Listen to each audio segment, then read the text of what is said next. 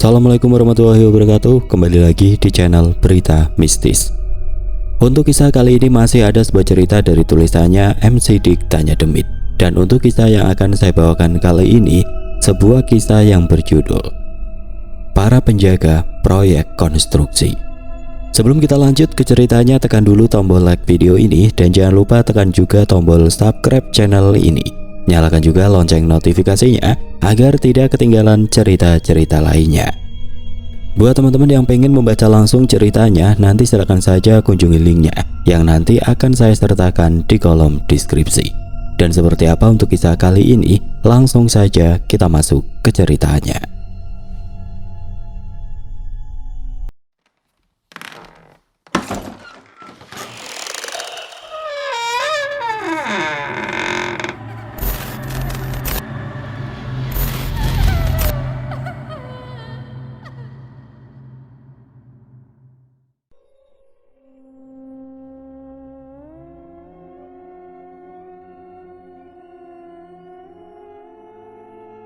Ada sebuah tempat proyek konstruksi yang nampak sepi ketika liburan lebaran tiba. Para pegawai konstruksi di tempat itu memilih untuk pulang kampung selama seminggu dan meninggalkan semua pekerjaan mereka di sana. Kini tempat itu menjadi terasa sunyi, tidak ada suara orang yang sedang mengaduk semen, tidak ada pula canda dan tawa dari para pegawai di sana. Yang ada hanyalah alat berat yang ada di sudut lapangan dan juga tiang-tiang konstruksi setengah jadi yang ditinggalkan oleh para pegawainya. Namun di tengah-tengah keheningan itu ada 3 orang yang sedang duduk melingkar di pos jaga. Sebuah bangunan kecil dari seng dan kayu yang mirip seperti rumah sederhana. Tempat itu adalah tempat bagi para pegawai untuk beristirahat dan ketiga orang ini diberikan tugas untuk menjaga tempat tersebut hingga para pegawai kembali pulang dari kampung halamannya. Lebaran di proyek nih. Baru kali ini lebaran di tempat sepi kayak begini, gumam Dani yang duduk sambil mengisap asap rokok ke udara. Ya mau gimana, tempat tinggal kita jauh, tiket kereta habis, pakai bis sudah pasti penuh. Mana aku sendiri udah gak punya siapa-siapa di kampung, balas Jaka dengan nada datar. Dia menyandarkan tubuhnya ke dinding pos, matanya melirik ke arah gedung yang belum selesai mereka bangun. Iya, mereka mah pada deket rumahnya, lah kita beda provinsi, bahkan harus nyebrang pulau juga. Harusnya sekarang aku sudah makan opor di rumah ibu. Kalau maksain pulang, kata Rudi yang nampak sedikit sedih sekarang. Udah jangan sedih, mau bagaimanapun ini bagian dari pekerjaan kita, jawab Dani menepuk pundak Rudi. Lebih baik kita seperti ini, uang dapat, stok makanan sama peralatan masak selama jaga juga dapat, THR juga dapat. Mana uang jaga udah dibayar di muka lagi, dan itu uangnya sama dengan gaji kita sebulan. Jadi ya kita nikmatin saja kita jaga di tempat ini sampai mereka pada kembali dan bekerja lagi. Rudi akhirnya mengangguk. Dia mulai menyalakan rokoknya agar dia bisa merasa tenang. Sedangkan Jaka, dia menyeruput kopi sambil merasakan hembusan angin malam yang kencang. Yang penting kita coba nikmatin saja tugas ini, kata Jaka setelah selesai menyeruput kopinya. Soalnya terkadang para maling akan datang ketika beres lebaran. Mereka suka membawa besi atau semen dan itu lumayan harganya. Rudi dan Dani kembali mengangguk. Mereka semua melirik ke arah bangunan yang masih berupa tiang-tiang baja yang tertancap di tanah, dan bangunan itu benar-benar gelap gulita. Hanya pos yang menjadi tempat istirahat mereka yang menyala terang, sedangkan di seluruh tempat itu tidak ada lampu sama sekali. Obrolan mereka akhirnya berlanjut untuk mengusir sepi. Mereka membicarakan tentang tempat yang mereka bangun, sebuah resort yang letaknya ada di sebuah bukit yang jauh di pemukiman. Kalau cuma bertiga, ternyata sepi ya, tanya Rudi. Dani dan Jaka mengangguk. Lokasi proyek ini seharusnya ramai dengan para pekerja di siang dan malam, dan kali ini hanya mereka bertiga, sehingga suasananya berbeda. Jaka yang duduk di dekat Rudi seketika melihat ke arah jam dinding. Dia tidak sadar bahwa mereka sudah di sana hingga tengah malam. Duh, gak kerasa, udah hampir tengah malam. Gimana kalau kita patroli dulu sebentar? Setelah itu kita tidur aja, soalnya kita udah bosan diam terus di sini, kata Jaka yang berdiri dan mengambil senter yang menggantung di pos tersebut. Dani langsung menghela nafas. Dia mengangguk setuju sambil berkata, "Ayo kita keliling. Ayo Rut, Setelah keliling dan memastikan semua aman, kita tidur aja, soalnya aku udah mulai ngantuk. Mereka pun akhirnya berdiri dan mengambil senter masing-masing. Mereka turun dari pos dan memakai sepatu boot yang sering mereka pakai ketika bekerja di sana. Dengan senter yang menjadi cahaya utama mereka, mereka bertiga akhirnya berangkat untuk berkeliling, sembari ditemani oleh angin malam yang menerpa tubuh mereka semua pada saat itu. Dani berjalan di depan. Dia mengarahkan senternya ke segala arah, sementara Jaka dan Rudy mengikutinya dari belakang. Cahaya putih dari senter besar yang mereka bawa menyoroti beton-beton kasar, besi-besi yang menjulang dan tumpukan kayu dan bahan material yang masih berserakan di sana. Lumayan luas juga ya ternyata, gumam Rudy yang menoleh ke sekeliling tempat tersebut. Ya memang luas, kan ini proyek besar, jawab Dani yang berjalan di depan. Kita baru ngerjain sebagian proyek ini di ujung sana, dan semua lahan yang sudah diratakan ini akan dibangun gedung-gedung yang lain. Makanya banyak sekali bahan material yang bisa dicuri orang kalau nggak ada yang jaga. Jaka yang mendengar hal itu langsung mengangguk. Dia langsung mengarahkan senternya ke arah gudang kecil di pojok tempat tersebut. Sebuah ruangan yang berisi semen dan tumpukan batu dan pasir yang ada di depan gudang. Kita kesana dulu, ucap Jaka sambil menyorotkan cahaya senternya. Itu gudang, pasti jadi tempat incaran maling. Dani dan Rudy setuju. Sehingga mereka belok ke arah gudang. Mereka akhirnya berjalan kembali, melintasi tanah berpasir dan puing-puing bangunan yang berserakan. Sepanjang perjalanan beberapa drum kosong berjejer di pinggir bangunan, menciptakan sebuah bayangan yang terpantul di pepohonan yang ada di belakangnya. Kini Jaka yang memimpin, sedangkan Dani dan Rudy mengikutinya dari belakang. Saat mereka semakin dekat dengan gudang itu, Dani tiba-tiba berhenti. Dia menoleh ke belakang, ke arah tiang-tiang beton yang berdiri tegak di dalam kegelapan. Rudy yang ada di sampingnya langsung ikut berhenti. Lalu tidak lama dia berkata kepadanya, "Ada apa?" tanya Rudy. Dani hanya menyenter tiang-tiang itu, menyipitkan matanya karena ada sesuatu yang janggal di sana. Namun setelah dia berdiri di sana selama beberapa menit, Dani langsung menggelengkan kepalanya. "Enggak, cuma tadi rasanya ada kayak yang ngikutin kita di sana." Jaka tertawa kecil. Dia langsung menyorotkan senternya ke antara tiang-tiang tersebut. Lalu tidak lama dia berkata, "Jangan halu lah, kan kita di sini udah lama. Kerja juga siang malam sama yang lain. Selama ini kita nggak ada gangguan kayak begitu."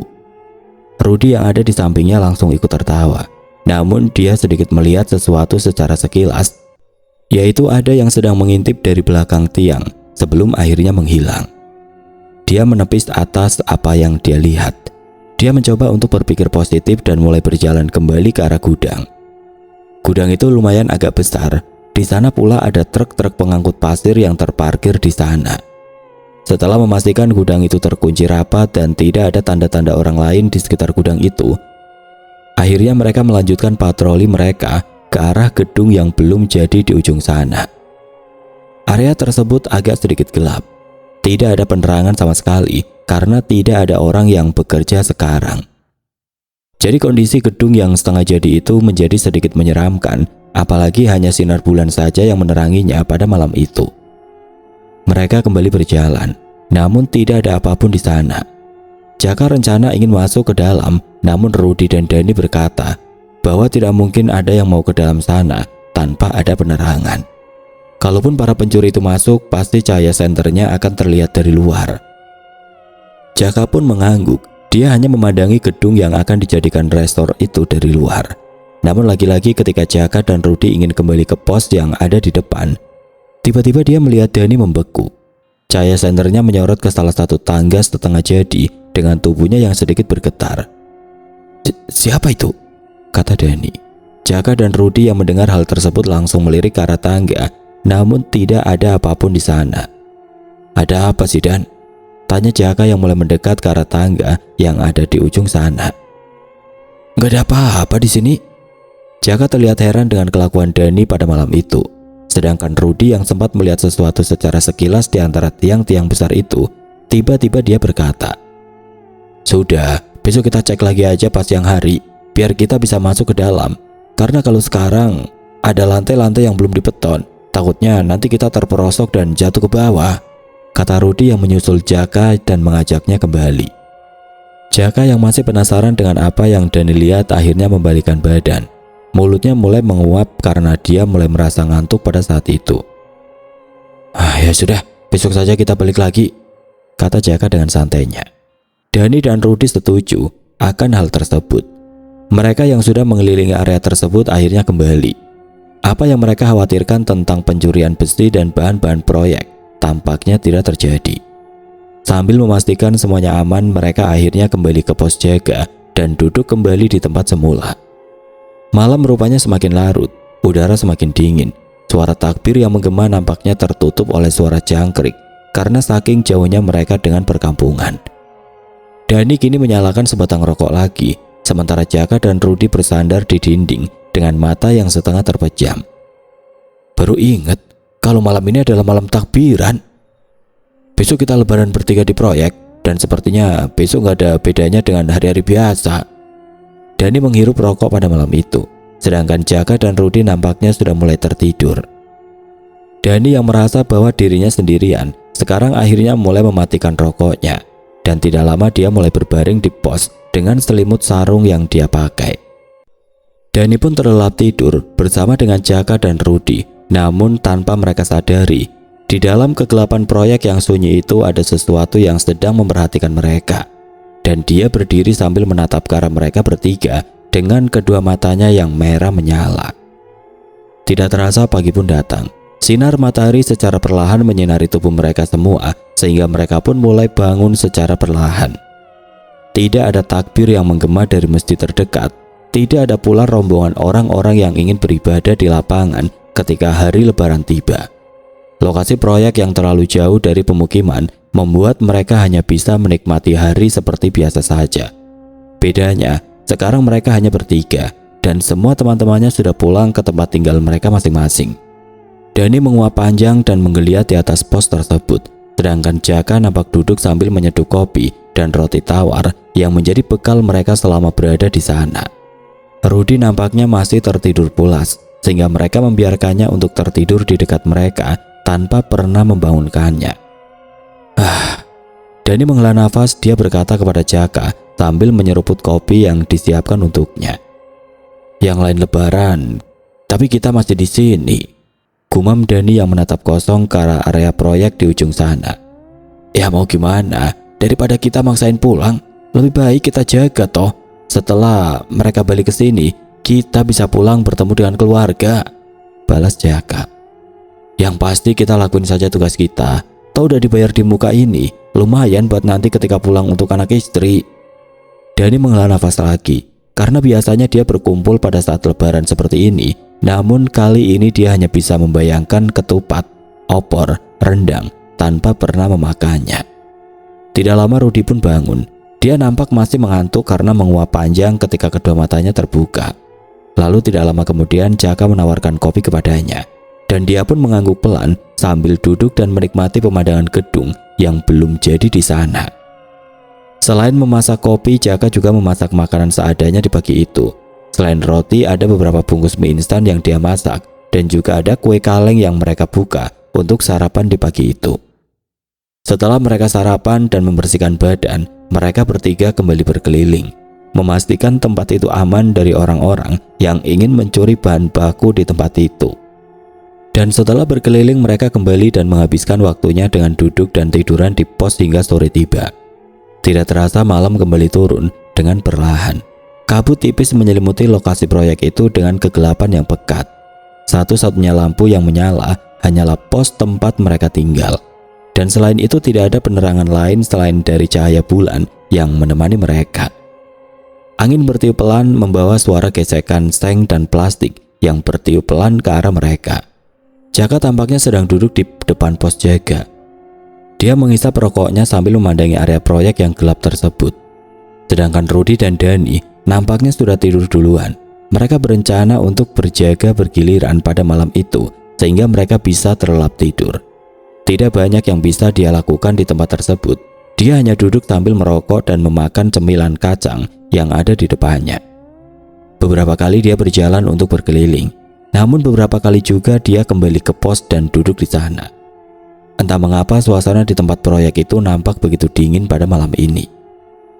Tepat jam 12 malam, dia kembali berkeliling. Sebelum nantinya dia kembali dan membangunkan mereka berdua untuk giliran Jaka. Jaka berkeliling ke parkiran truk. Tidak lupa dia juga berkeliling ke area belakang yang masih hutan dan sungai. Namun, tepat ketika kembali dan berkeliling sendirian ke arah gudang, tiba-tiba langkahnya terhenti. Dia mendengar suara langkah kaki di antara tumpukan besi, kayu dan semen yang ada di dalam gudang. Seketika dia melirik ke arah pos, dan dia melihat ke arah Rudy dan Dani yang masih tertidur pulas di sana. Awalnya dia ingin kembali dan membangunkan mereka, namun nampaknya rasa penasaran yang besar membuat dirinya melangkah sendirian ke arah gudang pada saat itu. Sepertinya ada yang menyusup ke dalam gudang. Kalau memang beneran ada maling, aku akan langsung berteriak, gumam Jaka sambil mendekat ke arah gudang. Dia berjalan secara perlahan ke arah tumpukan besi di dekat gudang. Senter yang di bawah sedikit bergetar. Dia takut bahwa suara langkah kaki itu bukan satu orang, namun beberapa orang yang mungkin bisa melukainya. Jaka terus berjalan secara perlahan. Dia bahkan mematikan senternya ketika sampai di dekat gudang. Sambil mendekat ke arah pintu gudang, dia melirik ke arah jendela secara perlahan. Namun seperti tidak ada orang yang memaksa masuk ke dalam sana. Bahkan pintu gudang itu masih terkunci rapat, dan tidak ada jejak kaki bahwa ada manusia yang berjalan di sekitar gudang. Kosong. Apa mungkin itu cuma kucing dan tikus? Jaka memastikan gudang tersebut aman dengan mengelilingi gudang itu. Senter yang tadinya dimatikan dinyalakan kembali. Gudang itu benar-benar kosong. Suara yang tadi dia dengar kini menghilang. Bahkan suasana di sekitar gudang malah menjadi hening. Jaka hanya menggelengkan kepalanya, dan dia akhirnya memutuskan untuk kembali ke pos jaga. Namun baru saja beberapa langkah, langkahnya kembali berhenti. Karena dia melihat sesosok bayangan di gedung setengah jadi yang letaknya tidak jauh dari sana.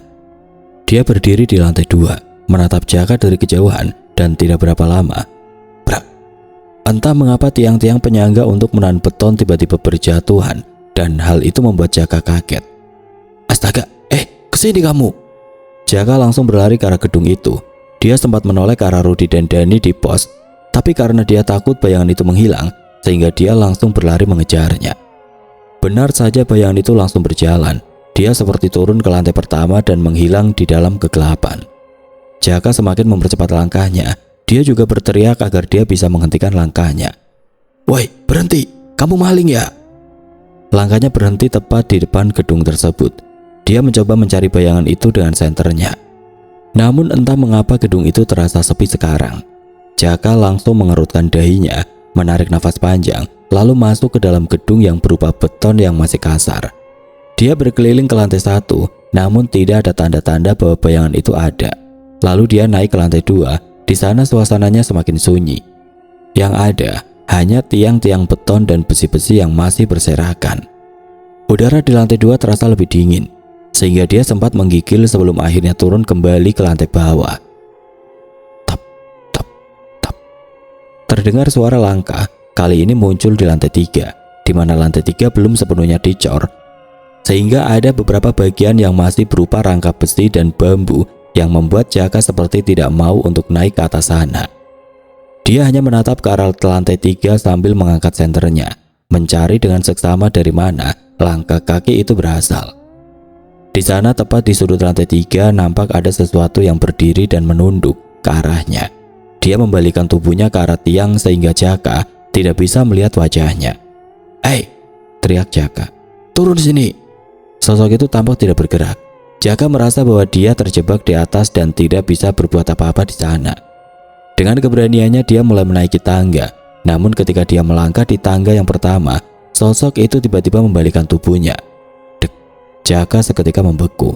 Cahaya senternya menyorot tubuhnya dengan jelas, dan ternyata sosok yang berdiri di sudut itu wajahnya hancur dan berlumuran darah.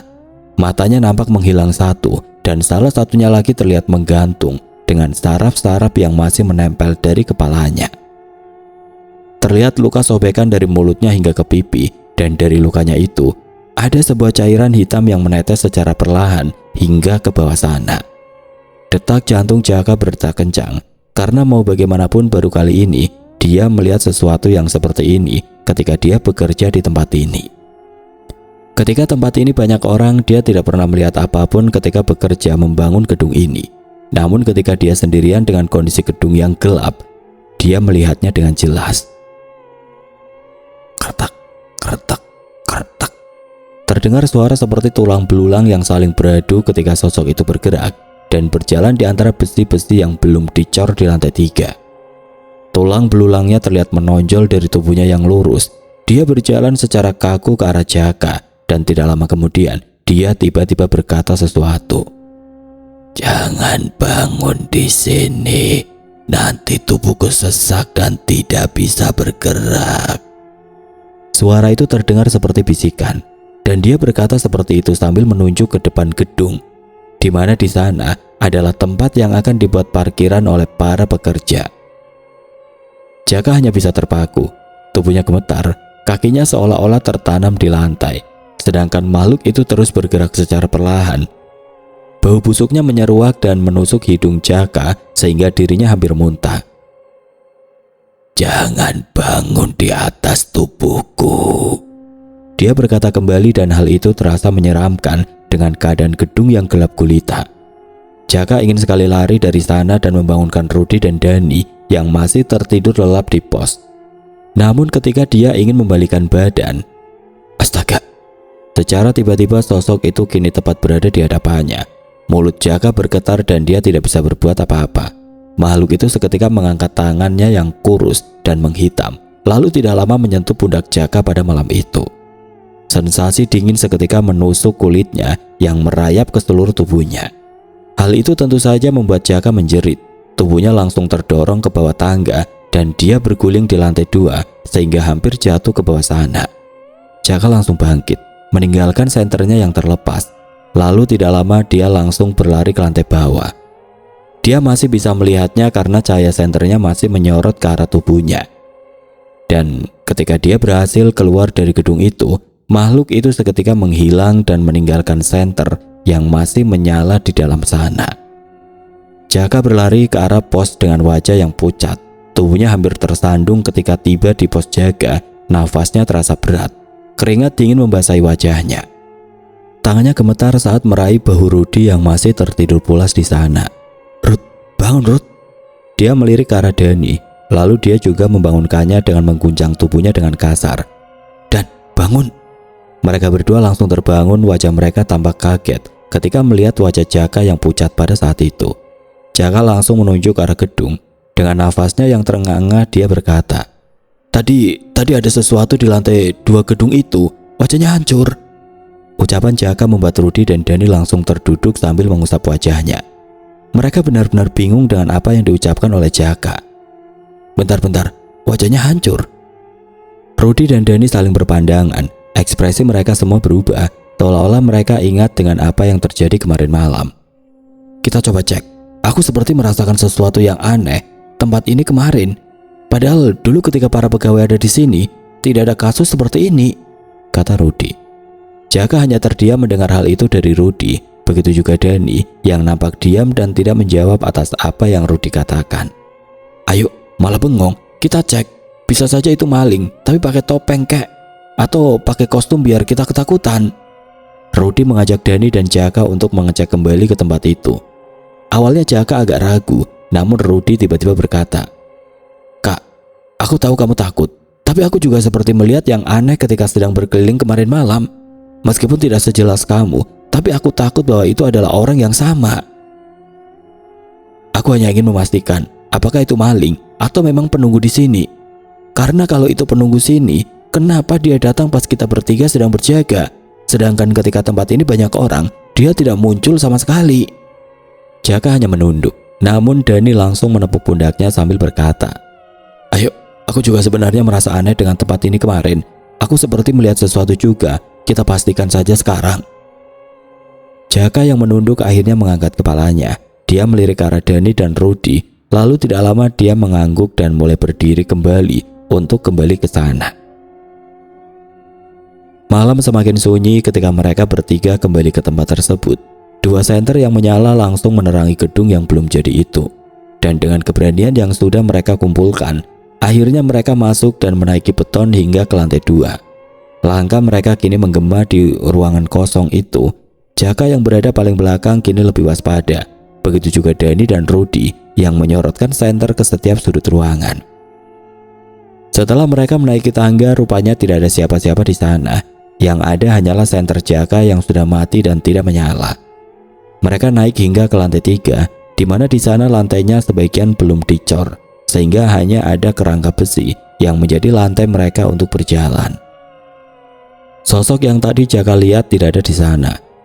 Semuanya hanya tiang beton dengan lantai dan berdebu dengan besi-besi yang berserakan.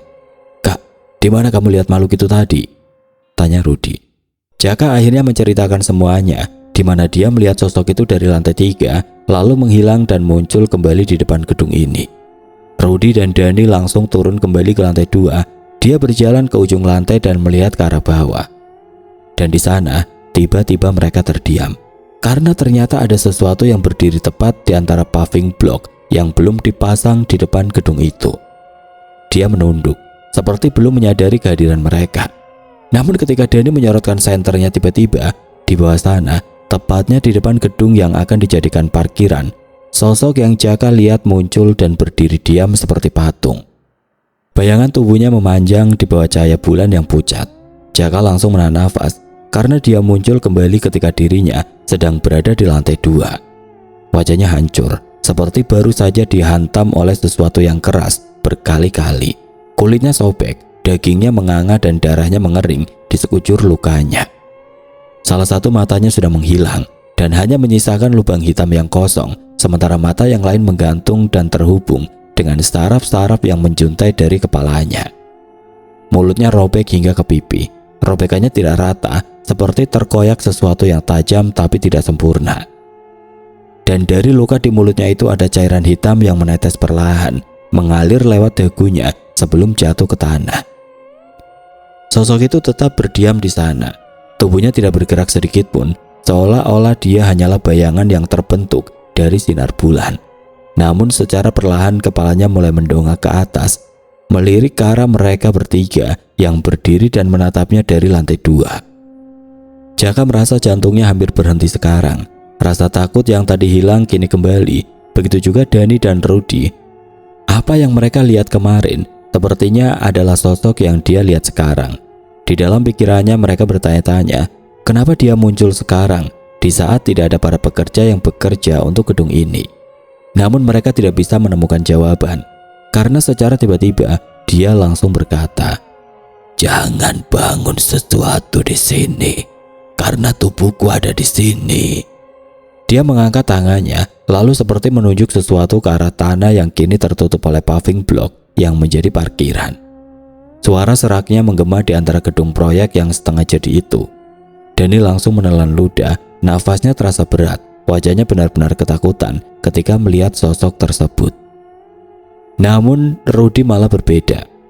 Dia nampak penasaran dengan sosok itu. Apakah karena parkiran itu baru dikerjakan kurang dari seminggu ini sehingga dia muncul, dan mungkin ada sesuatu di bawah paving block tersebut sehingga dia datang dan menampakkan dirinya kepada mereka bertiga. Kau sebenarnya siapa? Kenapa kamu melarang tempat ini dibangun?" Dia mendadak hening ketika Rudy berteriak dari atas sana. Keberanian dan ketakutan pada dirinya bercampur di dalam tubuhnya. Namun dia kembali menundukkan kepalanya bersamaan dengan angin yang berembus pelan. Setelah itu, secara tiba-tiba dia menghilang begitu saja. Dani yang melihat sosoknya menghilang tiba-tiba memberanikan diri untuk menyorotkan senternya ke bawah.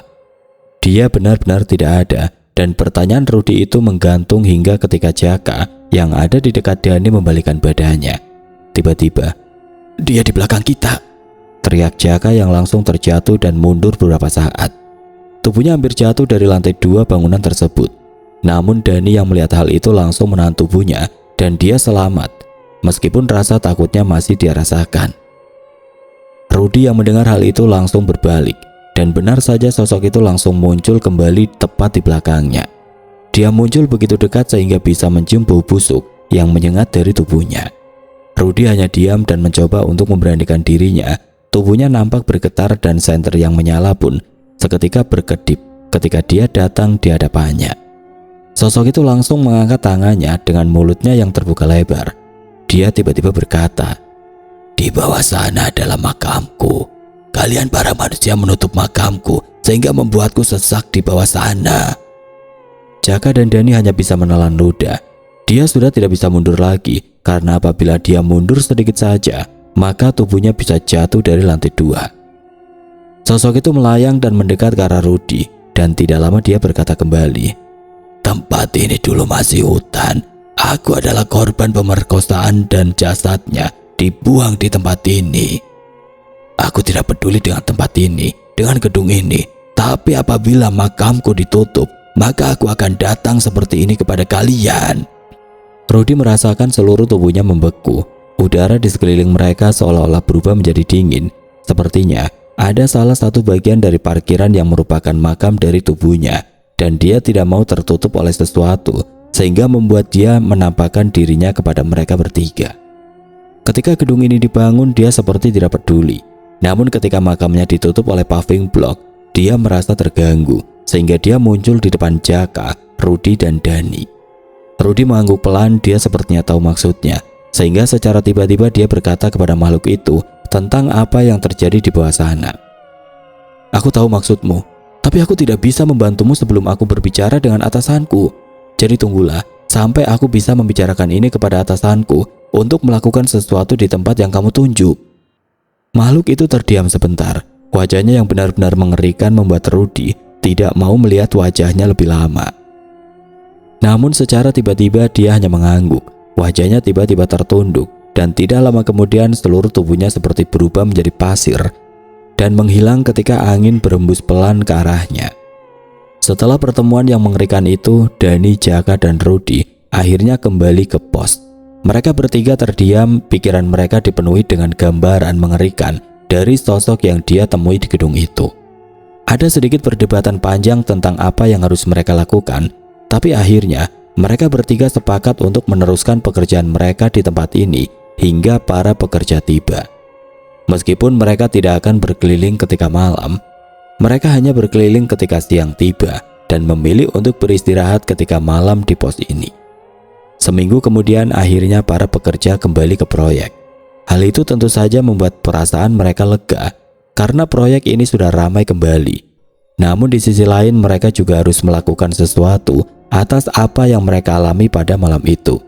Sehingga mereka langsung mencari Pak Gito yang merupakan mandor dari proyek tersebut untuk memberitahukan apa yang terjadi kepada mereka selama mereka berjaga di tempat ini. "Ada apa kalian bertiga? Kok mukanya tegang seperti itu?" kata Pak Gito yang duduk di depan gudang pada saat itu. Rudy yang berada di paling depan akhirnya berbicara.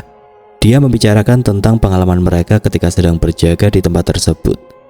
Awalnya Pak Gito tidak percaya, bahkan dia tertawa kecil atas apa yang diceritakan oleh Rudy.